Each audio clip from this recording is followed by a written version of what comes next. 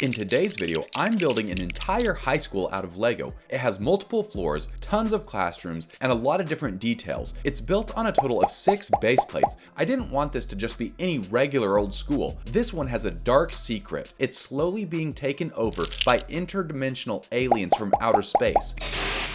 The Glorpians. Thankfully, a smaller group of students, Ace, Max, and Pepper, have noticed suspicious activity in the school and are trying to investigate what exactly is going on. The first thing I did was create an outline for the shape of the school that I sprinkled with these brick pieces to give it some detail. After that, I built this nice porch area that has these stone steps leading up to the school's entrance. It's a big enough space to fit quite a few minifigures as they enter and exit the school. The custom doors are fully functional too. I then came up with this window design that I built on both sides of the first floor. Since I have a lot of these black window frame pieces and dark gray arches, I figured they could be used to keep a consistent pattern for the entire school. After finishing those large windows, I added in these smaller ones next to them, as well as some other versions around the side. For a building tip, I used a ton of these jumper plates for the windows because they allow you to offset your bricks by just half a stud. Nice. It can help your builds feel like they have a lot more dimension and detail. One final detail for the exterior of the first floor was adding in this second smaller exit on the side of the school to break things up just a bit more. And it also has this tower area on the top where minifigures can hopefully hang out and not fall off.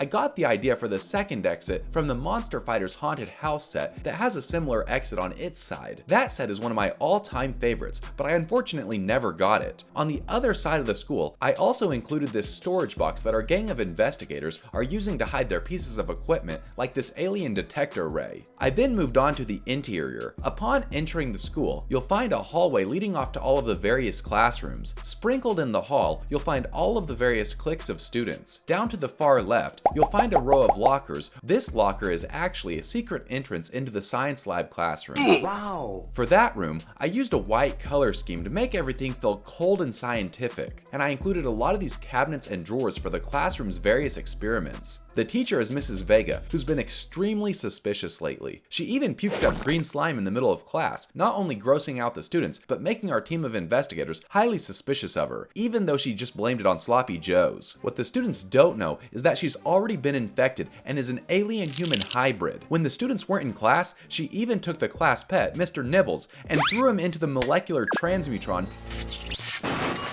changing him into an alien. Rest in peace, Mr. Nibbles.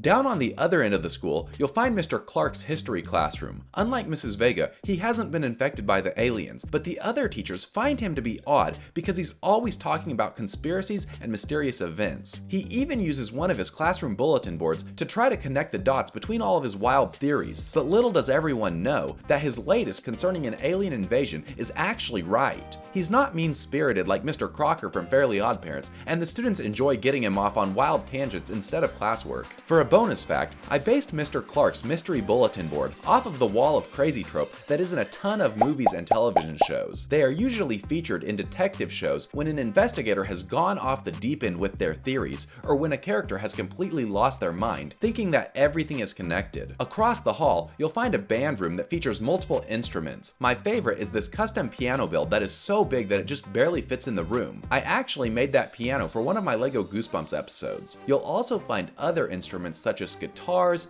banjos, a clarinet, this recorder, and a drum set. Thankfully, the aliens haven't infected the band room yet. Or have they?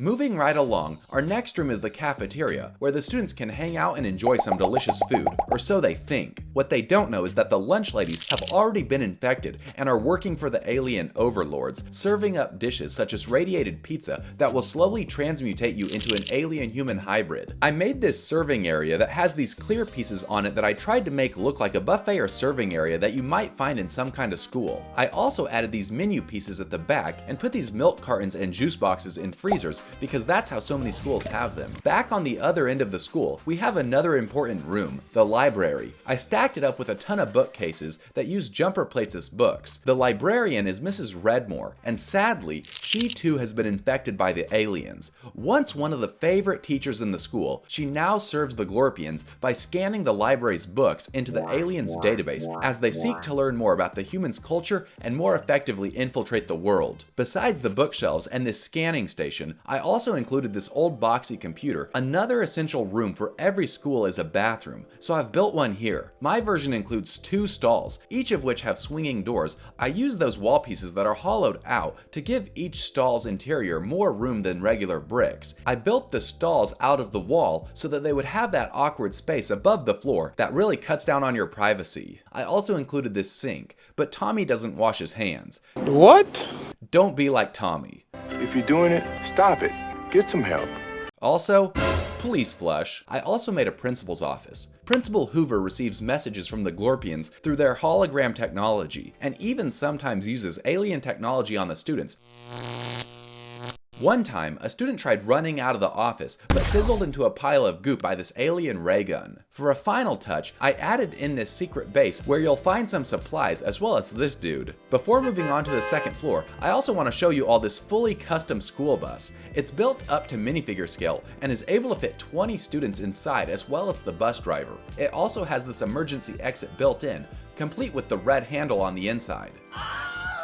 For the driver's seat, I included this steering wheel, as well as that big lever that drivers always pull to open the doors. It has a luggage compartment on the side, this stop sign that swings out, 2 rearview mirrors, and the windows open up as well. On the back, it has all these lights. For the curve on the roof, I'd like it better if they were all those round sloped pieces, but I only had a couple in my collection. Overall, I think it makes a nice addition to the school. But human transportation wasn't the only thing I added. I also included this flying saucer build.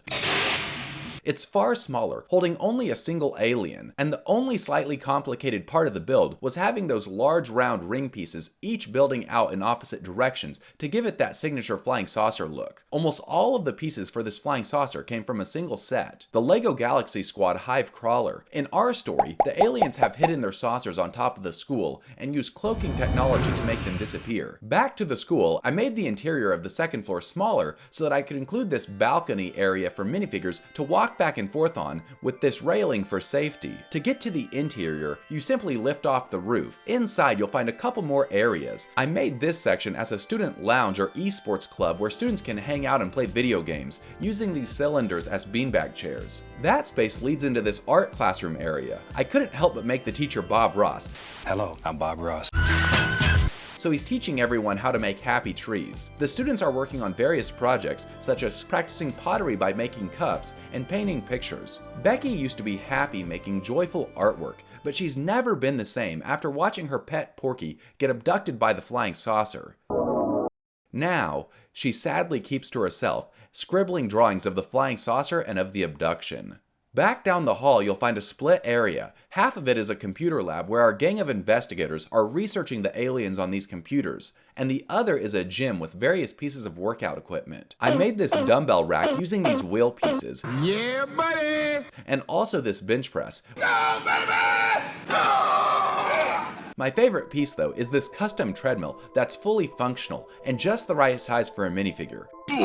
For one last area on the second floor, I made a hidden chamber behind this sliding wall. Behind it, you'll find an alien base. Here, they're hatching aliens, making schemes, and integrating some of their alien technology. I included this piece, which shows one of the alien specimens. That wraps up the interior of the second floor, but there are still some final details. Back outside, I built up this ladder that leads up to the roof. Up there, I built up one of those vent boxes, inside of which you'll find some other pieces of alien technology and artifacts. I also built this satellite, which uses this walkie-talkie piece. For one final area on the roof, I built this tower that can be accessed through this door inside of it. In it, you'll find this transmitter that the aliens are using to upload all of their data back to their mothership that is in orbit over the school. Sadly, LEGO has never made a fully fledged modular type of school that's fully complete, but since that's the case, I decided to build my own for this video with its own backstory. Instead of giving our story a definitive ending with the Glorpians, I'll just leave it up to all of your imaginations, since that's what LEGO does with so many of their themes by setting up a premise